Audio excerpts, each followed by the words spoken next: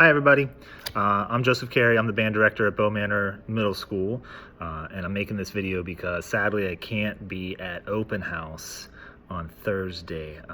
Like many teachers, I am enrolled in grad school taking classes to become a better teacher, and this semester my class meets on Thursday evenings, so I am in Towson currently attending a graduate class.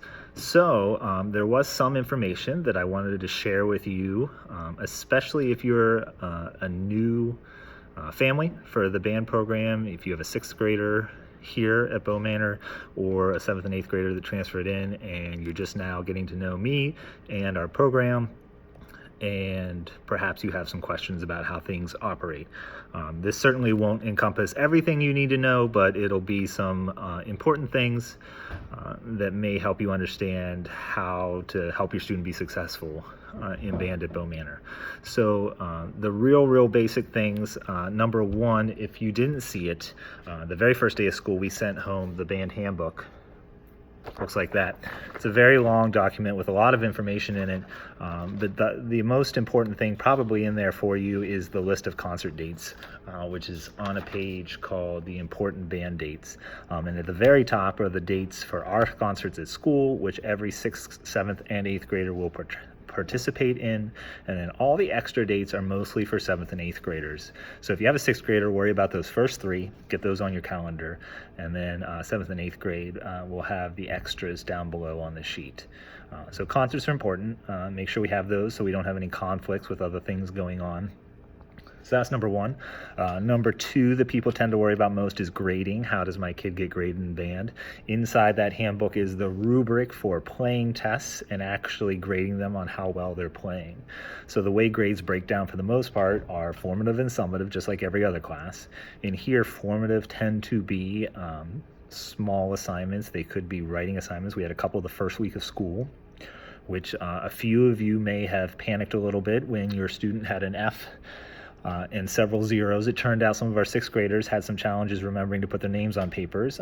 We got most of them taken care of, and we got the names on the papers, and I was able to give credit to them, and the grades went up. So if your child still has zeros in the grade book, or a C, D, or F currently in band, that's probably why. They either didn't put their name on the paper or they walked out of the room with their paper and didn't turn it in to me. So if your child tends to have that problem, we'll have to work on that and try to get them caught up on the responsibility side of things. But most of them I think were taken care of as of Wednesday.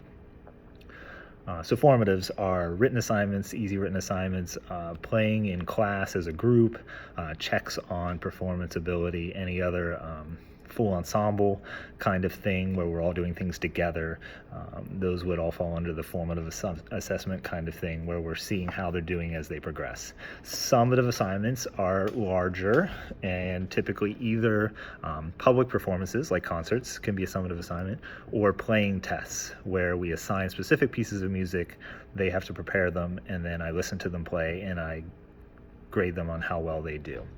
In the handbook is the rubric for playing tests, which tells you exactly what I'm grading on. There are 6 categories that everybody gets graded on, and then the overall grade will give you a good idea of how well your child is doing at playing their instrument. So I'm pretty consistent, I think, with my grading as far as how rigorous I am. So if your child comes home with a playing test grade, or you see it in Power School and they got a very high A, they're doing very well on that particular piece of music on their instrument.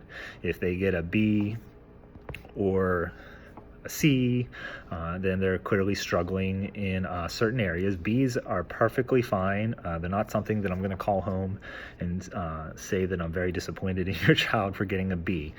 That is perfectly okay. Now, for some children, particularly in 6th grade, the first time they get a B on a playing test, they tend to get upset because in elementary school they tended to get, A's. They show up and they play and they get an A.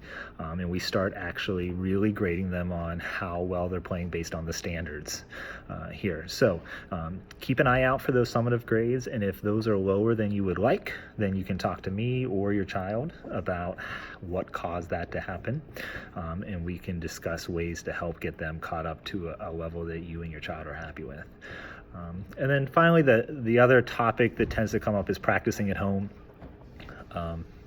students in elementary school, every elementary school is different, and they have practice logs or they don't have practice logs. They say you're supposed to practice for 10 minutes a night or whatever it is. I don't set a specific requirement here at Bow Manor because, especially once we get into middle school, I know schedules are busy, and every family is different, and some families can't do practicing every night, and some families can only do really short periods of time, and they can get 10 minutes in a night, but there's no way they're getting 45 minutes in a night. So every family and student's going to be different, and so we don't have a specific requirement.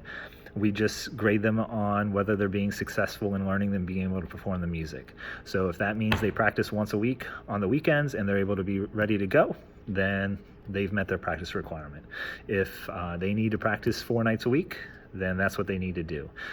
If the summative assessments come back and they're not getting the grades they want, then the practicing might need to be adjusted. If you feel like they're practicing a lot and they're still not performing well, then we can definitely have a conversation to help figure out how to help them. But if your child says, I don't have to practice, or I have nothing to practice, that's pretty not true. Okay, I don't have a specific requirement, but they should be practicing. Even if they're doing really good and feel really comfortable, there's always growth to be had. And if they're not sure what to practice, then they can ask me for specifics on how they can best spend their time practicing at home.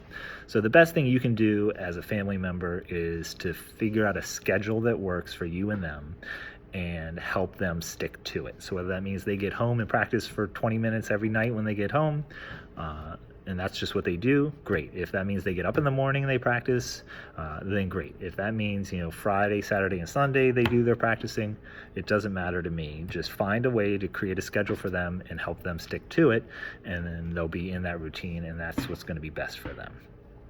Okay, so those are the big ones. There's several other topics that I would like to share information with, mostly specific to certain kinds of instruments. So the other videos I'm going to share with you are shorter, and you only need to watch them if your child plays the instrument in the title of the video. So if you would like to watch those and get some information about your child's instrument, then please do.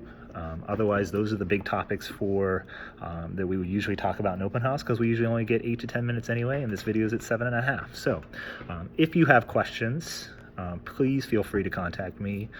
Email's the easiest way, jcarey@ccps.org. Other spots of information are our band website, BMMSband.com.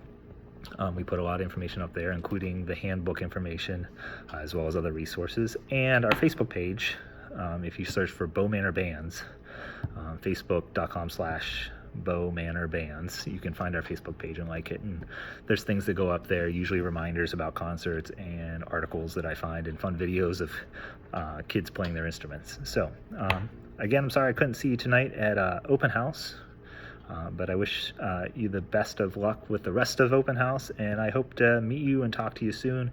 And like I said, reach out if you do have questions.